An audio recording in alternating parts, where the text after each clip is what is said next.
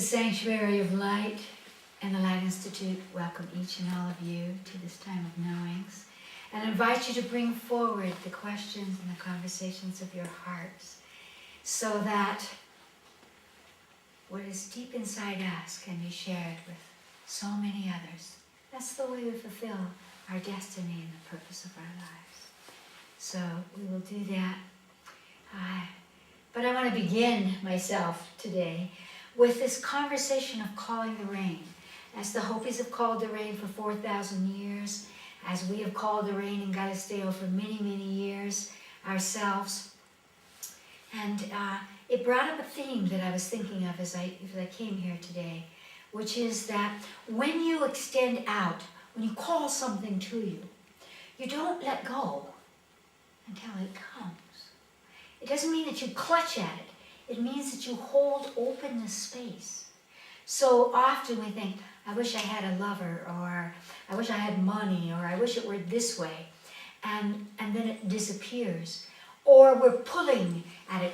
If I only had that, then I would be all right. And so what I'm talking about is a deep point of connection.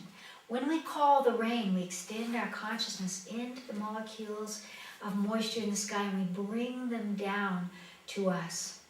And we continue that vision, holding that as if it were happening now until it occurs, so that we create a magnetism. Now what happens with so many people in all the themes that we have is that we say, I wish I had this, and you feel as if you're calling it to you, but then that little voice comes in and says, oh, it won't happen for me, or I don't have the right. So often people have said, well, we don't have the right to call the rain. But of course we have the right to call the rain. The rain wants to rain. And so we want to connect with nature on nature's terms. And when we do that, we're not pulling, we're not buying or selling, we're not bargaining, we're just inviting, we're just experiencing the blessing of that energy. And so the week before last, I was congratulating everyone because when we called the rain, it rained a very good rain, only in Galisteo, where we were bringing it. So I thank you, and the land thanks you. Then last week we called the rain, and it didn't rain. And so it brought up for me that conversation of what we used to do with our students is we would write the word rain and put it in our pockets, so that some part of us was always connecting with the rain, always feeling that potential and that experience as if it were happening. And this is the way life is, that when there is something that we see as a new invention of the self, we have to hold that. We don't have to hang on to it, but we have to keep the permission or the space or the aperture open so that we actually have enough magnetism to bring it to us. So it's not just thinking about it and then forgetting. It's how many ways can you think about it? How many ways can you envision rain? How many ways can you envision love? How many ways can you envision wealth? We could go on and spin that and spin it and spin it. And that's what we want to do. When we want to bring something to life, we want to feel it from all perspectives of the hologram. That's when we can own it. And that's when we have the magnetism that brings it to us.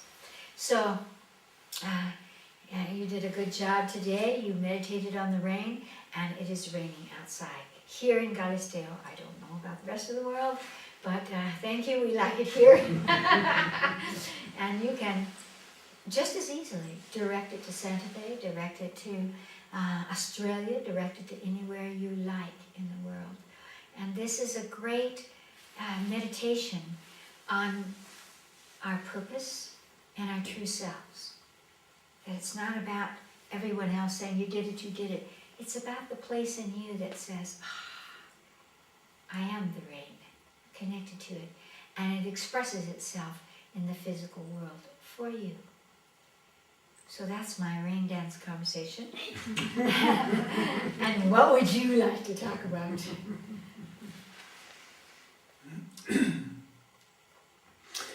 As we hear the winds of change blowing about the sphere today, Yes. and we witness the changes on the planet, I wonder if you could speak to what this process is from the perspective of Gaia, from the perspective of the planet itself. Oh, that's such a lovely way to perceive it, because we really have been entrapped in our own perspective there.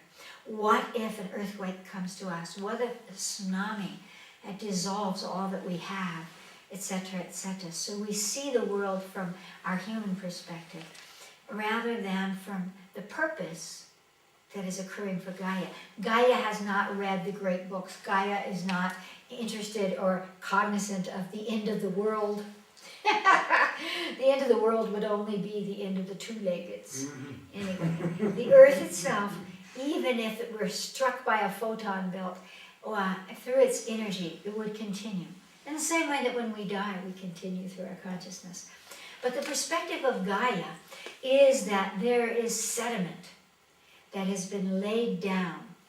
In the same way that in the time of the dinosaurs, there was so much sediment from the inland seas that it had to be released so that the earth could be nourished, so that new plants could grow, so the earth could take on the new genetics that allowed for the evolution of Gaia. This is what is occurring now. And if we looked at it just from the interface between the humans and the earth, we could say, imagine that every death, that every argument, that every battle, that every war, that every misuse of nature, manipulation of nature, which we have done through the technological age and through the Middle Ages, through all the witchcraft, etc., etc., all that we have participated in has seeped into the earth. And when I have meditated with Gaia, the thing that I have heard again and again is the need for eruption, the need to release the spirits that are entrapped, that smother the earth, that snarl the tree roots, etc. All of that needs to be released so that Mother Nature can refresh herself. In the same way that through the pulsation of the moon and the tides, the water goes out and the water comes in, and the seasons change, and there is water at this time and drought at that time. Earth is saying it is the time, it is the pulse right now of erupting. One of the great psychics, Edgar Cayce, who marked all of the earthquake zones across the planet before science was able to mark them, said this would be the time of fire. And it is the time of fire. It is the time of letting the energy come up and shifting the plates. And so from the perspective of Gaia, this is what allows new genetics to take place. That which is old, that is not growing, that is not serving the whole, can be released. And new combinations can occur.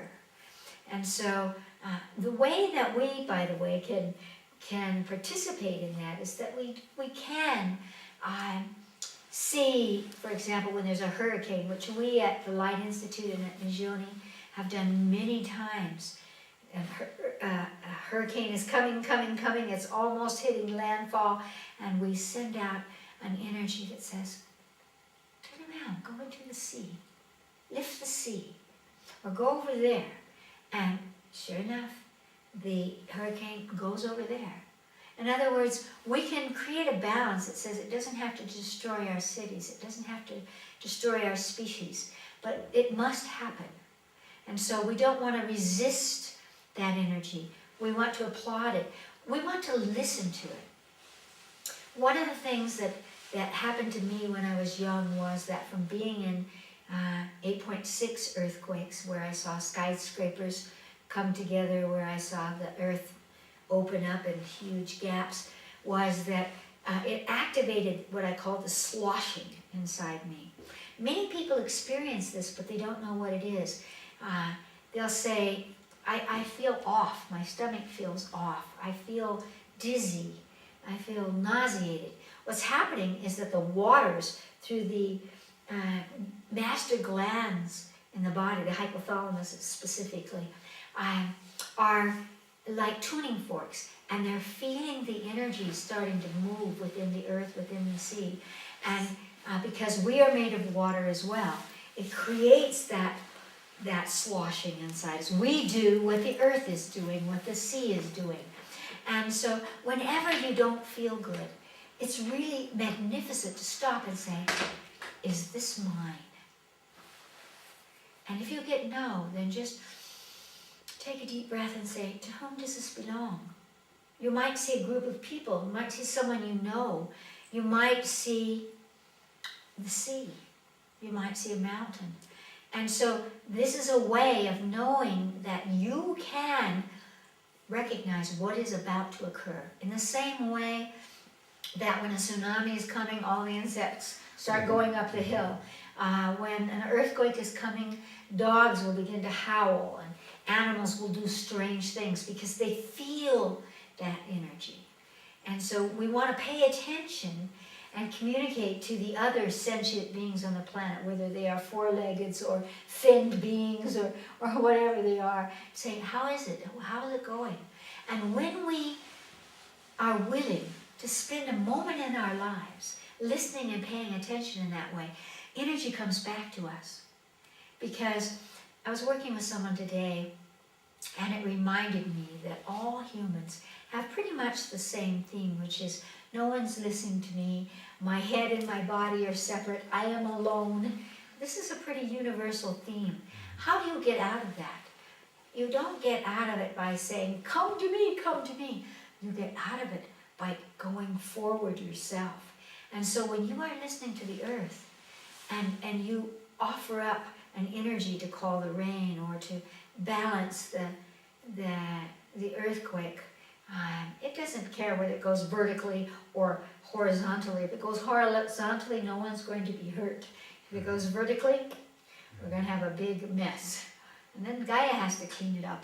Imagine how long it takes for a city to be dematerialized in the oceans and the earth.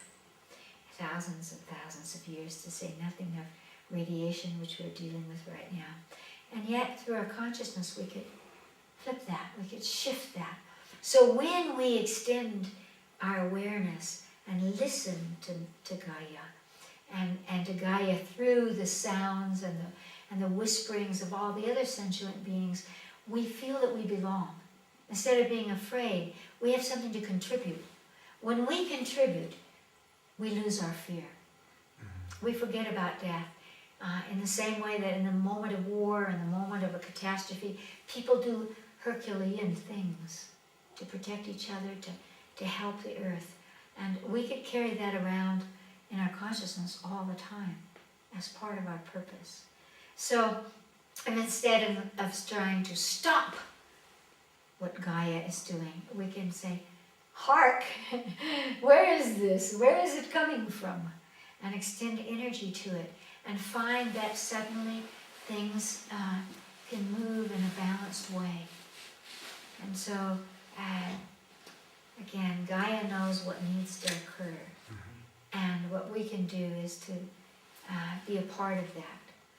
The more that we listen, the more that we will recycle, the more we will care when we see a piece of plastic flying in the wind that could hurt another being. The more that we plant a tree, the more that we love a flower, is when we align to that Divic energy, the kingdom, the Divic kingdom, of which we are all a part, because we came from the blue-green algae, and we have whales and sharks and dogs and horses inside us. And so it is not that difficult to, above all, listen to the elements of the earth, the minerals, all of these elements that belong to Gaia are inside us. And the more that we do that, the more we will go from an old, tired, poisonous place to a refreshed earth, to an earth that is inviting in, as it is right now, because the earth is losing its electromagnetic auric field, so it's allowing more radiation, it's allowing more new energies to come in. And last week we were talking about radiation, and afterwards I thought, as I was speaking about not being afraid of radiation, that it is one of the elements that belong to us as a soul group. We know this energy, we need to become aware of it. But there are ways that we can help ourselves, not just to protect ourselves from it, but to align to it in such a way that we can use it. And that has to do with what we take in on many levels. Again, we talked about how radiation could bounce off the outer layer of the skin or disturb the membrane around the cell. Well, we can influence those energies by being aware of them. So the two things that came to mind as I was driving off last week were that it's very important to eat algae, to eat seaweed, sea vegetables, because they will neutralize radiation, and algae quicken our frequency that allows us to, again, have the kind of consciousness that can link up with higher, faster frequencies and become a part of that. All that 100th monkey is related to the mitochondrial cells, and the mitochondria are the energy centers, and the energy centers are connected to those places where we take in and give out, where we balance those biochemical responses. And so when we put foods in the body that utilize that, it allows us to get up into an octave in which we can participate rather than just be bombarded by those energies. There is no difficulty, there's no situation, there's no problem on the planet, whether it belongs to us personally or belongs to us as a soul group in terms of our relationship to the earth, to Gaia, that we cannot shift in such a way that we open the aperture and allow for new possibilities to occur. So thank you, because we very much need to know that we are Gaia. We are Gaia. Great. What else? Do not be bashful. Question? Yes. I've just finished writing a book that is Wonderful. Congratulations. Thank you. And it's a healing book. Wonderful. And my family would prefer that nothing ever need to be healed, and that this topic not be discussed, as always. And I've come to a place of acceptance of that and compassion and love for them, particularly my mother. But I was wondering if you could talk about how being open about such things can be done in a way that's not hurtful or maybe even healing for people. Are you saying that because in your healing book you're talking about your family? Mm-hmm. Mm-hmm. And so your mother, of course, doesn't want to come out as the bad guy. Right. That's right.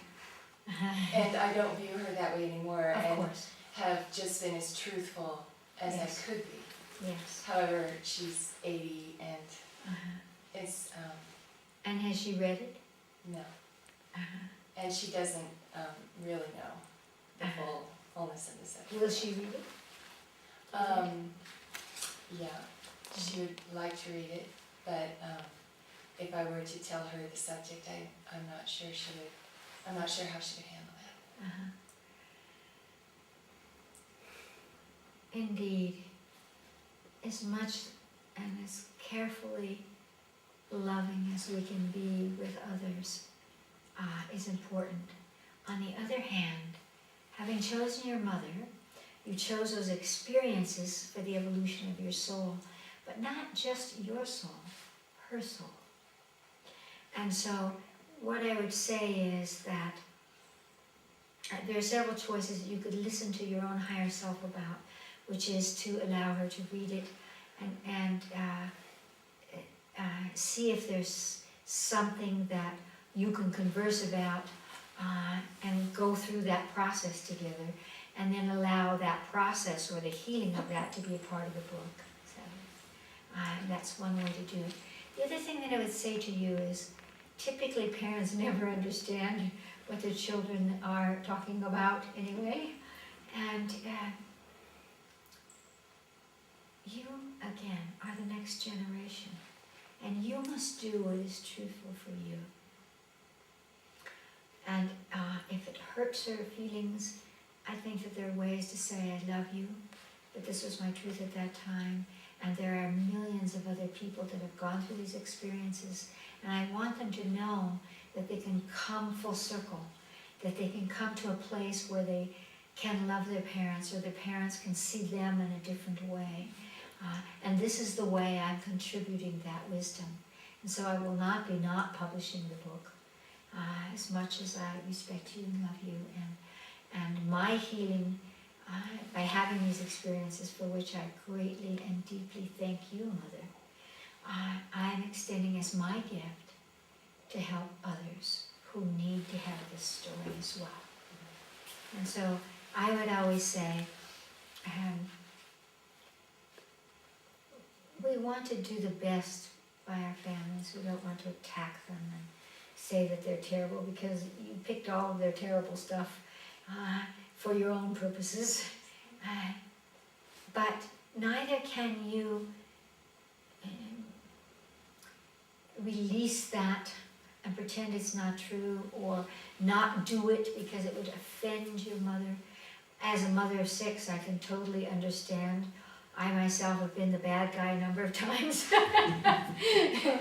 And it's so painful when someone puts you in a box and says, this is who you are, and doesn't ever recognize you. Because I would say, working with thousands of families over the years, that children almost never have a clue as to who their parents are. They don't know what they like to eat. They don't know what they really think. They don't know about their stories, what happened to them as children, etc., etc. And so they often never get beyond seeing mother and father, except in the roles that we saw them as children. That's how I got into this work, is that I saw that psychology froze us in relationship to our parents, and we were never able to see them as the windows of opportunity, as the impetus of evolution that they are for us, and that we are for them, because children change their parents, and she could be 80 or 90, and you could still give her that kiss. And in truth, I think that if you are peaceful in your own heart, then you are safe. What if your mother became furious at you and didn't speak to you for the rest of her life, or died abruptly, having read that? It's not yours. It's not yours to choose. Sometimes we have to die to heal. One of the first lessons of healing. Or we have to allow somebody to die, because that's their own soul's healing. So that is not yours, or her anger at you is not yours. All that would opportune is for you to continue to reach out to her, which she may not have done to you or for you when you were a child. And that is called unconditional love. The capacity to be there no matter what the other guy is doing, and to continually say, I'm here, and I love you, and I've been around the circle, and but this is mine now. This is mine, and I'm putting it out for my own growth. And I think if you can be peaceful at that, it'll all work out just fine. And if it doesn't, it'll still work out just fine. I can remember in one of my books saying some very unpleasant things about 2 of my grandparents. And you know, it's interesting, my father never got there. I think he read the first chapter and went, oh, can't understand this, and left it. And so I always smile when he gives me his interpretation of his parents. And it's all right. Again, the point is to feel at peace with yourself. And you must do that, otherwise no one will ever read the book. Right. You know, however you're publishing it, if you're publishing it with a publishing company or you're self-publishing it, it'll never be out there if you are conflicted. And so what I would say is, we never want to inflict hurt feelings on others. By the same token, sometimes it's those hurt feelings that cause the illumination and cause the growth. I've seen so many times parents and children sort of sneaking around, tiptoeing around each other for most of their lives, and then at some point something creates a blow up. Often it's death. There's a blow up, and suddenly they have a new relationship. They come back together on a new octave. They finally said what was true for them. So you are finally saying what was true for you, even if it's not true today. You were saying it then. And of course, if it is a healing book, you can always, again, show the outcome of it. You know, that you grew because of it. And that it isn't important to hold her in that box, but that she was the impetus that forced you to see what was true for you and where your freedom lies and who you are. Because you're not only the next generation of her, but you are your own self. And so I would applaud you for finishing the book, and I would hope to embrace you and support you in knowing it's all right to say whatever you need to say.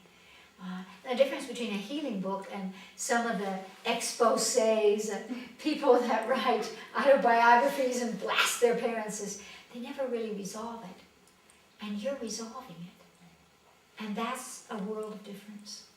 And that's what takes your reader to the next place. And will take her to the next place if she chooses. If she gets locked into something, then it will cause her to look it through. And that's the gift that you can give to her. So, congratulations. I would call that freedom song. Absolutely. And besides, sometimes those cranky 80-year-olds, they live to be 110. I've noticed that some of the really, really cranky ones, stubborn ones, they're not letting go, but they do live a long time, so not to worry.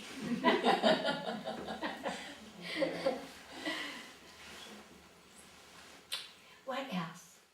Speaking of parents, I spoke with my sister today, who has a lot of concerns about we're getting to the point with our parents that we're going to have to start participating more as far as maybe bringing people in to help or on and on. You know, some of it I think is some of her own projections, but that point is coming. Mm-hmm. And I'm just wondering if you have some thoughts on how you can actually kind of go into these conversations with your parents for the first time, because really none of us have. They're pretty private people. I know they've already done a lot of their own planning, but still, we want them to know that we're supporting them and we're here, you know, because they do tend to, you know, not tell us things that are going on. Exactly, exactly. I think the most important point of reference is to never make them feel that you're taking away their freedom, that you're taking away their power. I think that's one of the things that parents suffer with, especially when they get dumped into old people's homes, etc., like things like that. You can begin by simply asking them, it's harder. We notice it's getting harder for you. Are you making any plans? Are you having conversations about how to make it easier for you? You've lived good lives, wonderful lives, and you deserve to be taken care of a little bit, so that you can do the things that you want to do or have the things that you want to have, and not suffer because you think you have to do it by yourselves. You know, we are here, but also we are a point of reference for resources. I think that classically what happens is that parents resist those conversations, especially when they feel privately they don't like the idea of someone coming into their home. So you want to start with something simple. It might be having somebody bring food 3 nights a week or 4 nights a week or something like that. So they just get the idea of how nice it is to have somebody help. There are visiting nurses, there are visiting organizations that bring food, there are private people you can actually have cook food for you and bring them. There are many ways, housekeepers, there are many ways that you can begin to take the burden off them, without making them feel worthless, helpless, unappreciated. Expect resistance. And so on one level, I would say, no matter how nicely you put it, it is one of those things that people avoid discussing. They avoid discussing getting older. They avoid discussing that they cannot handle their things. One of the things that I do think is important for as long as possible is to keep people in their own homes. I notice that when people put their parents in assisted living, etc., very often they just die because they've been living in their homes for forever and they cannot adjust to living in a tiny little apartment someplace. So the more that you can facilitate information and give them options, I think that's a very good way.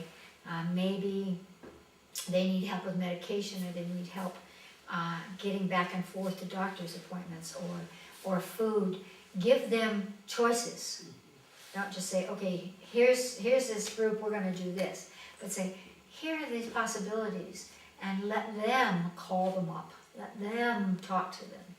And then you can just simply come back and make sure that they anchor in the process. It's delicate, there's no way around it. Sometimes they love it after they resist it. So again, the longer they can stay in their own homes, the better. So I would recommend bringing in visiting nurses, visiting medical care, and you can get that without it costing a fortune. It's just a matter of exploring the options in any particular area. So I would kind of discuss with them, what are the things that are hard for you now? What are the things that you still really much love doing? And so you can begin to separate out and you can begin to see where is a place where they might say, okay, we'll allow that.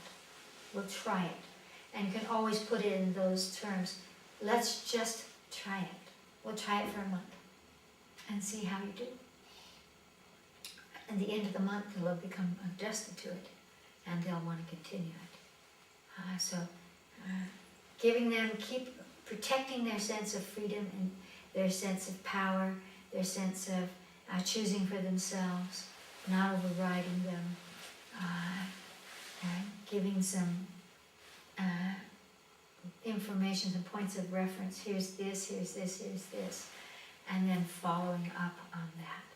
But first allowing them to have the conversation, because they won't have the conversation. Even when they're hurting, they will stiff upper lip each other. They will not discuss it because it means the end of a certain era of their lives. And I have found, even in my own family, that once they resist and make the change, I think it puts years on their lives. When you take the burden of things that they really can't do anymore or don't want to do. You know, they like children, they sort of fold in and begin to live in a twilight zone. And you want to support that so they have a sense of self. Often they can't remember what they did 2 hours ago, but they can remember everything that happened when they were 20. You know, and it's a good time for them to tell their stories and to be fed by that. Of course, at the Light Institute, we have these wonderful techniques for accessing memories that make them feel physically healthy or purposeful or independent, so that they can understand that they don't have to lose their independence while at the same time allowing help.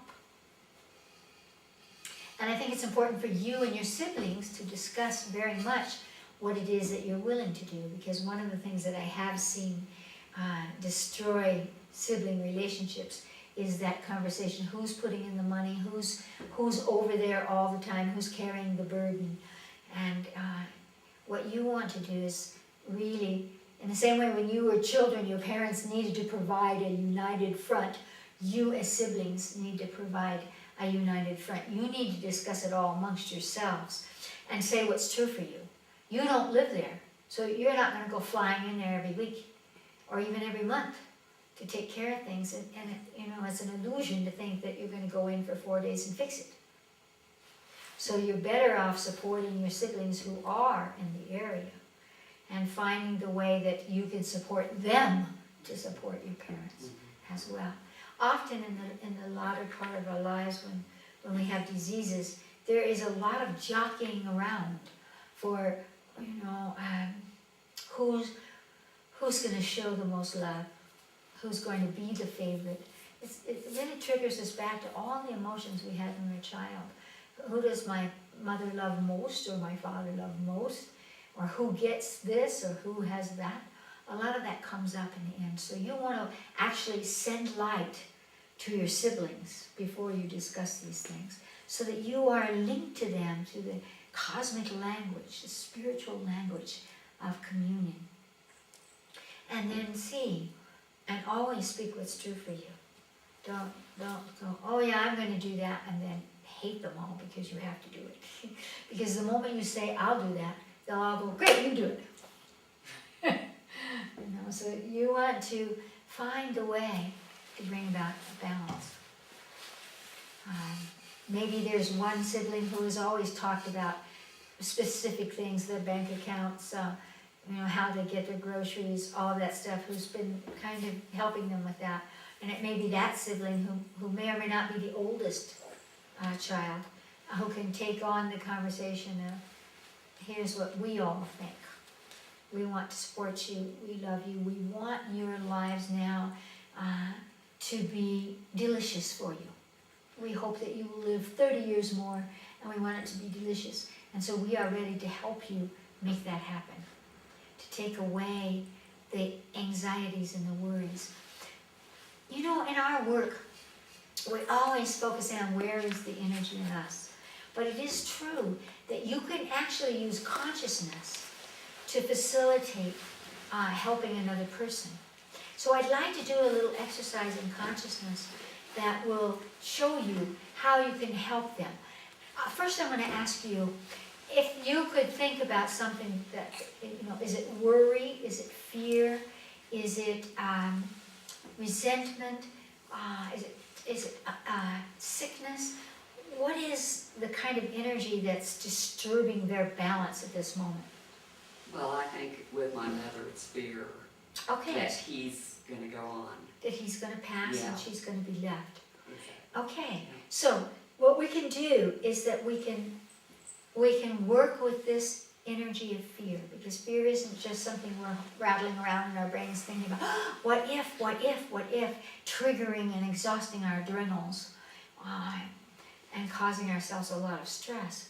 We can shift from that, and we can help somebody else shift by actually localizing where we or they are holding an energy.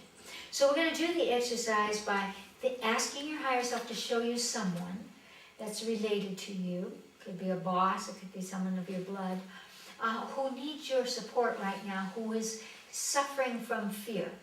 Now you know it's fear of her husband dying, so when we do this exercise you can go, where are you holding the fear that your husband's going to die and leave you? So you can just say where you're holding fear, or you can be specific, a certain kind of fear, if you're aware of what kind of fear they have. And then we're going to simply send light to that place in their body where they're holding that, to begin to support them in a way that touches from their genetic encoding, from their essence, all the way through their physicality and their consciousness. And it's very powerful to do that. We have the right to do it. And the reason we have the right to do it, we're not manipulating, we're not saying, oh, you can't be afraid, because fear could be useful, it could be teaching them something, it could be pushing them, but we're allowing them to choose what will release it. So they're actually the ones who are saying, I'm willing to release this fear through this vibration. So we don't have to be concerned that we're manipulating, but that we are, from our highest level of communion, of connection, offering the energy that supports them to make the changes that they must make, to face the realities that they must face. So let's practice this now. Everyone close your eyes. Take a deep breath so that as you breathe deeply, you can relax your mind. And in that way you will hear inside yourself the answers. Begin with asking your higher self, which is the intuitive essence of your soul, which person that you're connected to needs your help right now, that you could help to dissolve fear. You might see their face, you might hear their name, you might feel their vibration, you might smell them. So just take a deep breath. Who should I help release fear at this moment? And whoever comes into your awareness, just lock on to that being so that you can feel that you are connected on this deepest level, and ask them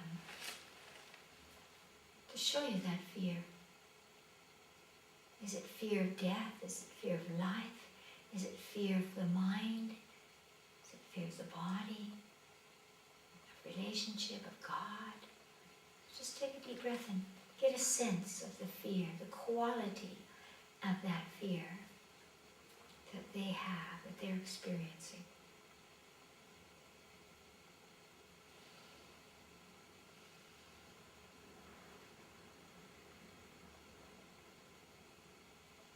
Now, ask them to show you the place in their body that they are holding within the mind of the cell, that fear.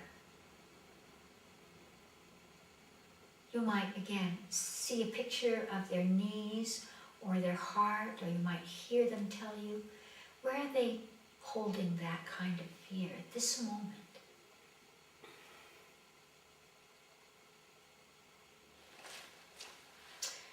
And when you have a sense of that, then ask them what frequency of light, what color of the universal language of light will help them to dissolve that fear so they can go to the solution, they can go to the next octave and not be overwhelmed. And just see what color they send to you. It'll be the first one that pops into your mind. Whatever color comes into your consciousness. That is the exact frequency that will dissolve their fear.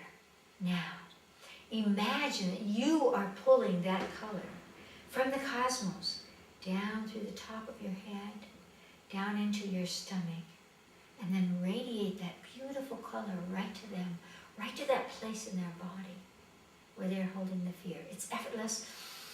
Breathe in and feel the color flowing through you, lasering out, connecting to that place in their body. And just sit in meditation for a moment and feel it passing through you and into them, into that place. And see what happens. Perhaps they will smile. Perhaps they will get bigger or wiggle. Just send the color until you feel them shift.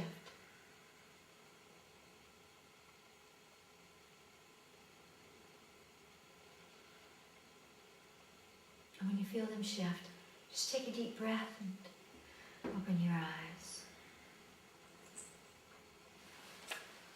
This is so easy to do. You can do it while you're brushing your teeth. You can do it any time you think of them. Each time that you think of them, they'll ask for a different color because our nervous systems are so fast, at the speed of light.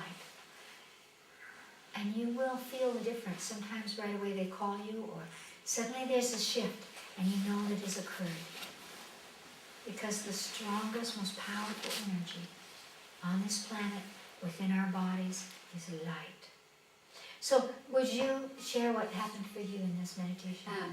Well, when she did form for me, the worry and the fear were about losing him and about losing control. Feeling she didn't have the answers anymore, just kind of in a fear state, you know. And so she was holding it in her retinas and right in here. And her retina is one of this beautiful kind of like fish scales shining in the sun, kind of a silvery white with yellow.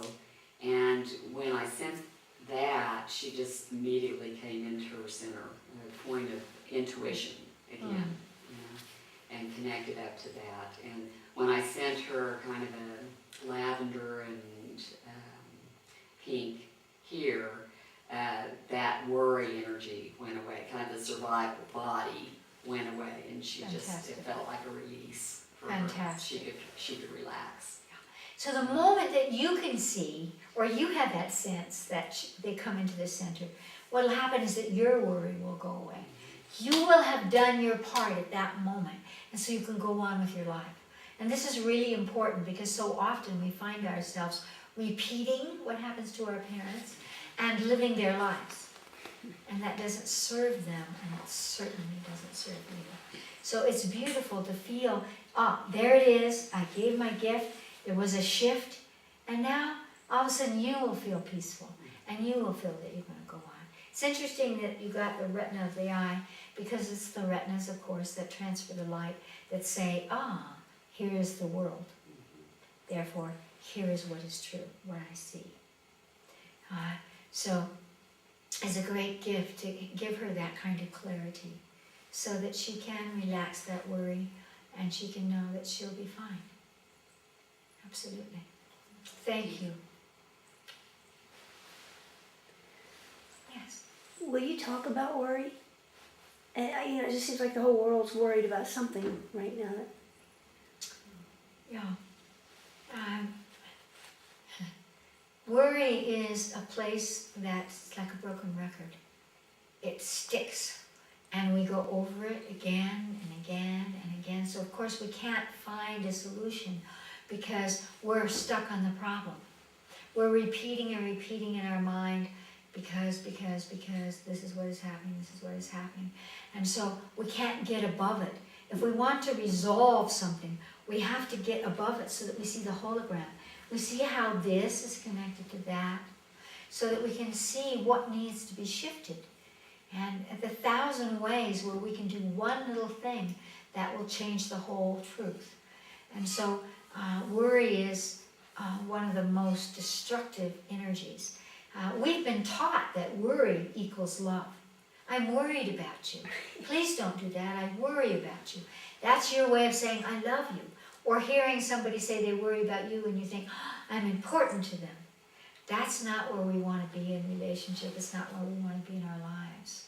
And so worrying is, again, taking on the karma. It's the recognition that what happens to you is somehow connected to me. But the problem is that we often somehow unconsciously feel it's our fault, that it belongs to us, that we should have done this, we should do the other, and that will fix it. It's not our lives.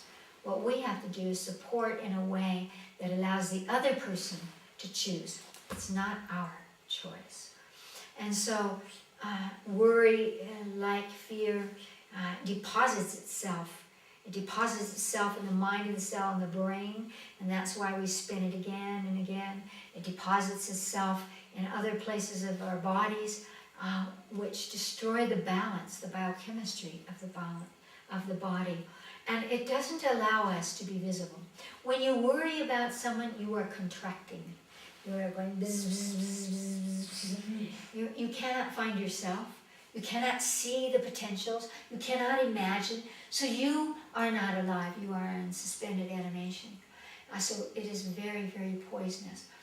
We can do that same kind of exercise that we were doing by simply saying, where am I holding worry at this moment?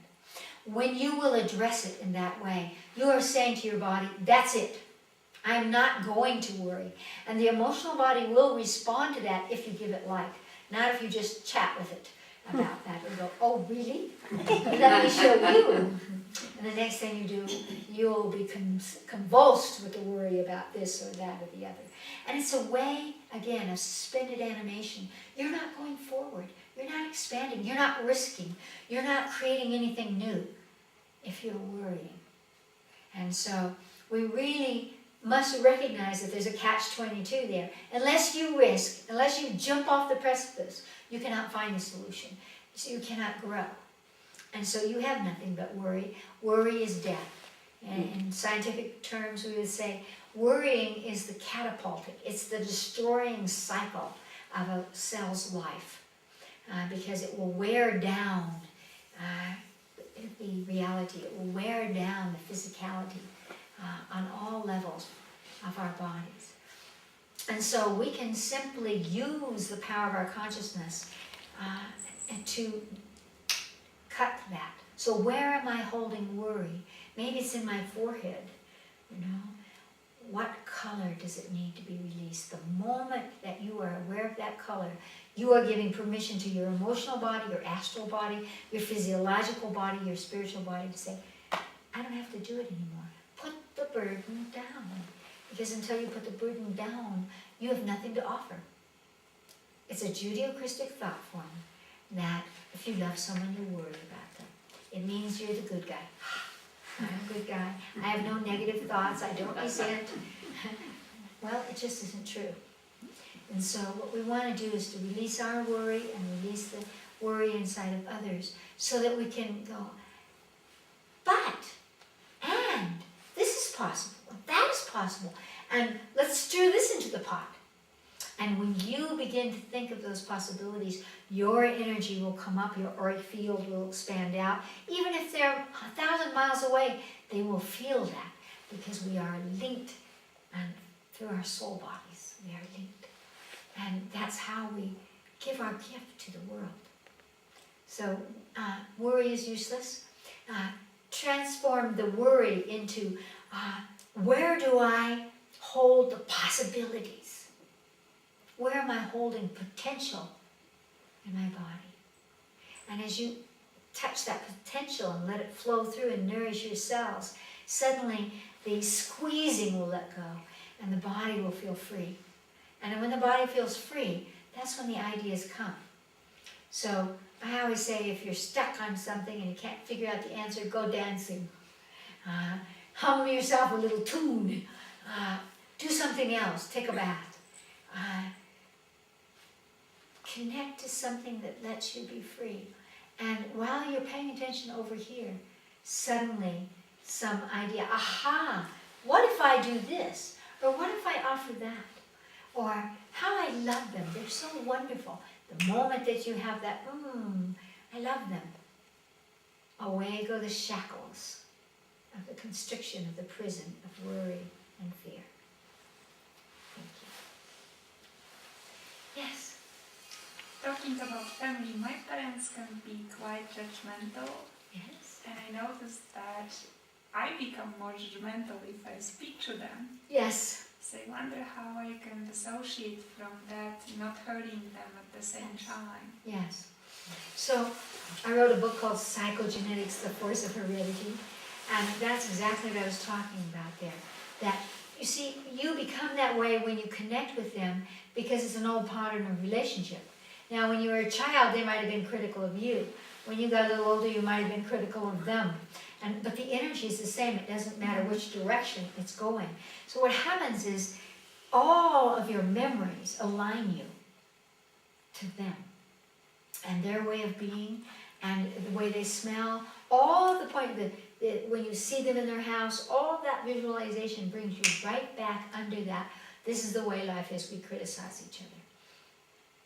So you want to begin to free your body from that.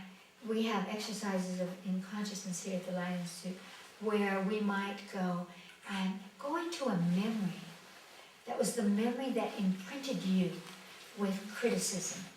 It might have been when you were a baby. It might have been when you were a teenager, when suddenly you really took on that the way to survive this is to be just as critical or to be like them so that you would have a sense of power or survival. You can actually access those kinds of memories that cause you to become that way when you release those memories from your body through technology of light. They will be dissolved. what I would recommend is whenever you're going to talk to them on the phone, you're going to see them, start out by, what frequency of light do you need from me to be harmonious, not critical? And you draw that light in and extend it to them. And you will be amazed at how it shifts them. If they start to be criticizing when you're with them, immediately, what color do you need to let go of that? And you begin to send that to them. You can be talking to them and sending them that light. And you will be amazed at how they will stop, blink, blink, and suddenly go, oh, well, that's all right. You know? And then you will have given them a gift, rather than you having them orchestrate your life.